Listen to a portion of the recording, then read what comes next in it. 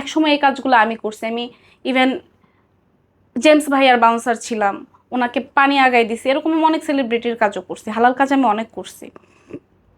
তো স্টাডিটা ভাইয়া করতে গিয়ে অনেক হিমশিম খেতে হয়েছে, কারণ একটা প্রাইভেট ইউনিভার্সিটি থেকে আমার কমপ্লিট করতে হয়েছে। মিডিয়া অ্যান্ড জার্নালিজম নিয়ে পড়াশোনা করেছি ভাইয়া, আপনিও মিডিয়ার মানুষ জানেন, একটা ক্যামেরা, একটা ল্যাপটপ, একটা ফোন, বিভিন্ন আর্জেন্ট। ডিভাইস, আর্জেন্ট এগুলো আমার, ট্রাইপড।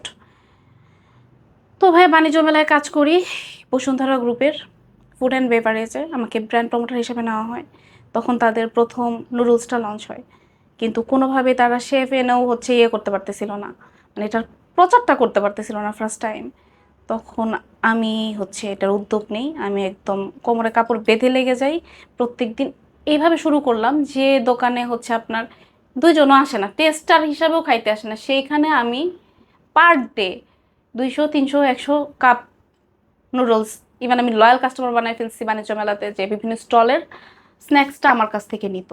তো ওই যে টাকাটা, ওইটার সাথে আরও কিছু টাকা অ্যাড করে দিছে তারা আমাকে, ওইখানকার ব্র্যান্ড মানে ম্যানেজার যিনি ছিলেন উনি আমাকে, সবাই বসুন্ধরা গ্রুপে আলহামদুলিল্লাহ সবাই আমাকে অনেক বেশি সাপোর্ট করেছে, আমার ওই সময়টাতে অনেক বেশি ভালোবাসতো তারা। ওই টাকাটা দিয়ে আমি হচ্ছে ভার্সিটিতে অ্যাডমিশন। অ্যাডমিশন নিই তখন।